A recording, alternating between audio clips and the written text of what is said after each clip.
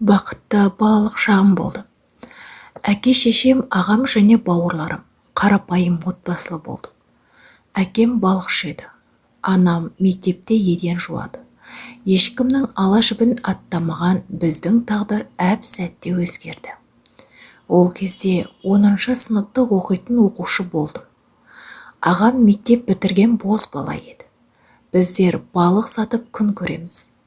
Ағам мектеп бітірген соң әкеме қолғабыс болып ескі қоңыр түсі кетіп қалған жигулимен балық аулап ауылға әкеліп сататын.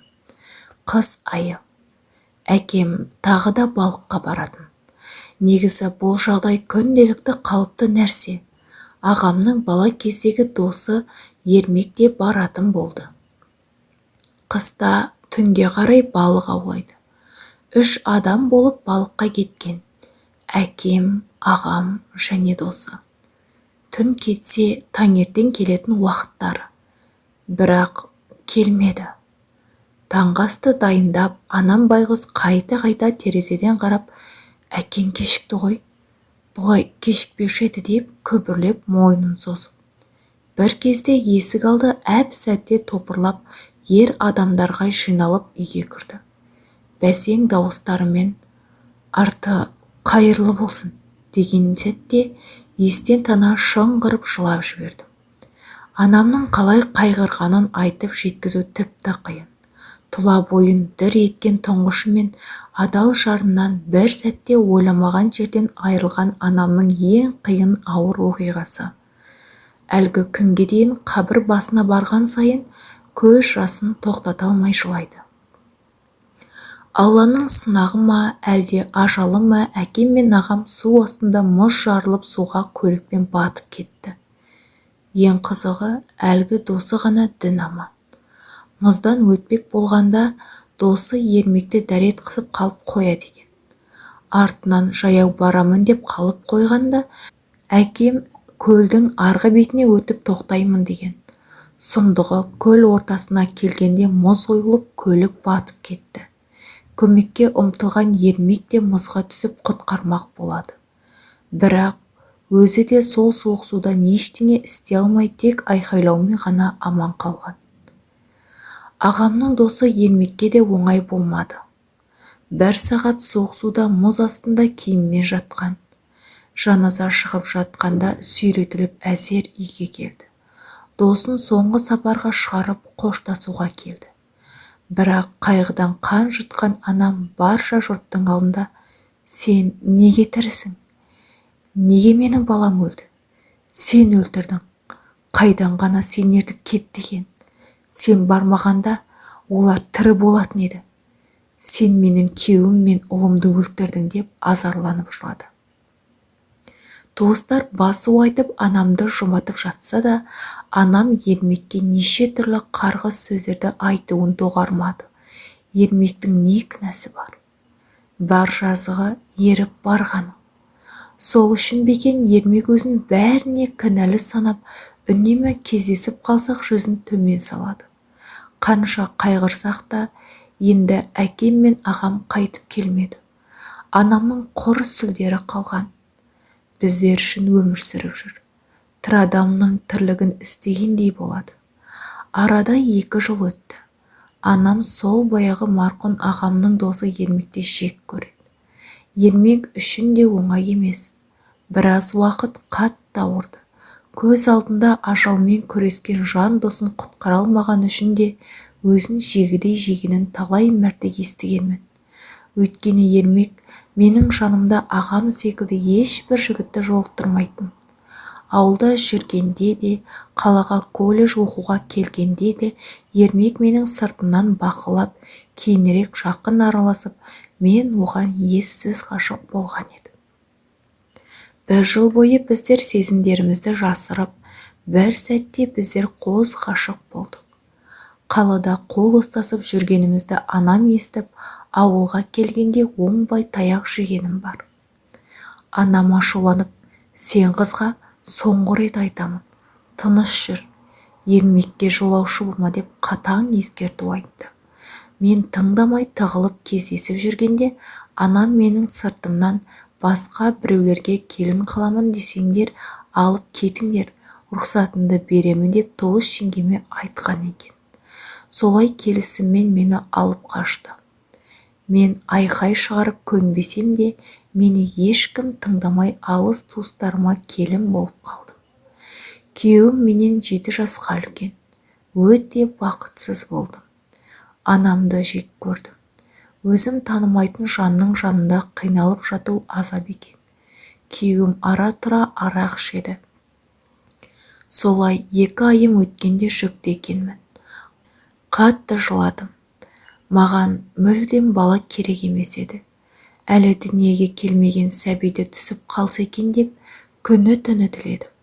Әттең өкінетінімді білсемші. Бірақ ол кезде қатты күйзеліс үстінде жүрген бейбақ едім. Біздер әртүрлі ауылда тұрсақ та көрінетін аурухана бір ауданда еді.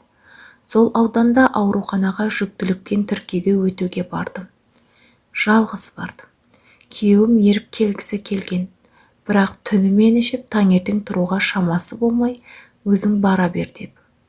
Сол ауруханада Ермекпен кездесіп қалдық. Жағдайымды сұрап, мен тағы жылап қалдым. Мен Ермекке, сен сатқансың, мені сүйемін деген сөздерің жалған екен. Кәні сүйгенің, мені еріксіз алып қашқанда неге алып кетпедің деп мұңымды айттым. Ол маған тіке қарап, сені шын жүрекпен сүйдім. Бірақ сені анаң өз еркімен кетті. Бұрыннан жүріп жүрген жігіті деп айтты. Жүр, дәл қазір менімен жүр. Мен сені әлі де ұмытпадым. Сені өмір бойы сүйіп өтем. Енді сені ешкімге бермеймін деп маңдайынан сүйіп жетектеп әкетті. Сол күні ауруханада не үшін жүргенімді Ермекке айта алмадым. Жай тексерістен өтуге келдім деген жалған сөзімді қабылдады. Жүкті екенімді Ермектен жасырғым келді. Сол күні қонақ үйде бірге түнеп Ермектің әйелі болдым. Ермек әзірге ешкімге ештеңе айтпай бірге тұра берейік. Ауыл кішкене тынышталса, содан кейін біздің қосылғанымызды айтармыз я деп көндірдім. Ермек мен оны қатты сүйдім. Ол менің бір күйеуден қайтқанымды еш уақытта бетіме басқан емес. Қыз болмасам да мені әйелі етіп тұр. Жүкті екенімді айтсам, Ермектен айырылып қалатын сияқты күйде жүрдім. Ермек екеуміз жалдамалы пәтерде тұрдық. Ол жұмысқа кеткенде мен ішімдегі бөпем 1 айдан асқан екен. Ешқандай өкінішсіз алдырып тастадым. Гинекологтар барынша алдырмауға тырысты. Бірақ мен көнбедім. Мені күштеп алып қашқан күйеуім ауылдағы үйме барып қырғын салыпты. Бір жері қышыған, әр еркектің астында жатқан қызың қайда? Бір жерін сатып ақша тауып жүрме? Тойда таққан алтындарды қайтарсын деп анама түгімді қоймай айтқанын естіп жылап алдым. Ермек шыдай алмай екеуміз ауылға келдік. Бірақ бекер келіппіз. Ермектің әке-шешесі бізді мүлдем қабылдамады. Ал менің анам тіпті анам үшін енді жоқ. Мейлідегім ақ келеді. Бірақ менің не жасығым бар? Бар болғаны өз сүйгеніммен бірге бақытты болу. Мені алып қашпағанда Ермектің адал жары болар едім. Бәрінен де ең қатты батқаны Ермектің әке-шешесінің айтқаны. Мына сұмырай сені дуалап алған. Бұл барған жерінде ойнаш жасап, жүкті болғасын қалаға қашып кеткен деп бетіме өтірікті басқанда намыстанып жыладым. Бұл бірінші күйеуімнің арсыз сөздері ғой. Балам, тыңдашы, бұл арсызды тасташы, саған абырой бермейді. Ертеңгі уақытта сені де тастап болмаса басқа еркекпен көңіл қосып, еңсеңді езіп кетсе, елге масқара боласың ғой. Бұл күйеуі айтқандай ойнаш жасайтын бұзылған қатын деген анасының сөзін Ермек тыңдамады. Мен үшін Ермек ешкімді тыңдамай мені заңда елі етті. Мені Ермектің әулеті мүлдем қабылдамаса да, Ермек ара-тұра той жиындарда ауылға барып жүрді. Мен өз атыма жағылған жалған күйеден тазару үшін барымды салып енем үйіне сыйлықтар беріп жіберем. Арамызда мүлдем бала болмады. Қалада пәтерде тұрамыз. Арада 5 жыл өтті. Ауылға барған сайын Ермектің әке-шешесі тумайтын әйелден қашан құтыласың деп миын жейтін сөздерді естімесем де біліп жүрдім. Арамызда бала болмаса да, бір-бірімізді құрметтеп, ғашықтық сезім суымаған отбасы болдық. Бір күні екеумізге келісіп, экоға дайындалып тексеруге келгенде, Ермек әке атана алмайтын диагноз қойды. Мүлдем жарамсыз бедеу екен. Сенбей бірнеше клиникаға бардық. Барлығының айтатыны сол диагноз. Ал менде барлығы жақсы, ана атануға ешқандай себеп жоқ. Содан екеуміз біраз жылап алдық. Баяғы мұзда қалып қойған Ермектің өмірін құртқан екен. Әбден суық судан белсіз болғаны жаныма ауыр тиді. Дәрігерлердің қағазын жинап қолымнан ұстаған Ермек, жүр, ауылға барамыз. Енді саған ештеңе демейтін болады. Таксимен зымырап 1 сағатта ауылға келдік. Үйіне келе сала қағаздарды әке-шешесіне лақтырған ол, қара, оқыңдар. Осы күнге дейін әйелімді бедеу деп қорлап келдіңдер. Мен екем әке болуға қабілетім жоқ деп көзіне жас алды. Ешкім ештеңе дей алмай, сол күннен бері Ермектің әке-шешесі маған жылы шырай танытып жіби бастады. Ермектің бедеу екенін естіген соң ғана әке-шешесі мені келін етіп қабылдады. Үйінде той болса, мені де шақырады. Бұрын үйіне кіргізбеуші еді. Барлығы жақсы болды. Тек арада бала болмағаны еріксіз жүрегімді ауыртты. Кішкентай бөпе көрсем тамағыма ащы өксік тығылады. Ешкімге білдіртпеуге тырысамын. Десе де іштей сәбиді қатты аңсадым. Жатсам да, тұрсам да, Алла сен шеберсің ғой. Қандай жолмен болса да бала сүюді нәсіп ете көр. Түн ортасында жастығым жасқа малынғанда бір ғана арманым болды. Жүрегімнің ішінде кішкентай жүрек соқса екен деп тіледім. Біреу шашадым десе, мен шашауды арман етемін дейтінмін. Жолым ауыр болды. Күттім, сабыр еттім, сендім. Арада тағы жылдар өте берді. Жасым 33-ке толды. Туған анам сол күйі мені кешірмеді. Оның түсінігі бойынша мен әкем мен ағамды өлтірген қылмыскердің әйелі екенмін. Анам сол үшін де мені де Ермекті де жек көреді.